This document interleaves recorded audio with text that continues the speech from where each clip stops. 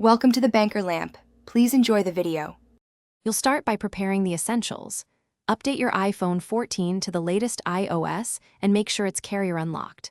Once done, open Settings and tap Cellular to add a plan. You need your carrier's eSIM QR code or activation code at hand. Scan or enter it when prompted. While activating, stay on Wi-Fi or cellular so the phone can contact the carrier. This is the first actionable step to register a second line quickly and securely. Now you assign and configure each line so calls and data behave predictably. After the eSIM installs, tap the new plan, choose a label like Business, and set your default line for voice and SMS. This determines which number callers see. Next, select the cellular data line and enable dual SIM cellular data switching if you want data to shift during calls.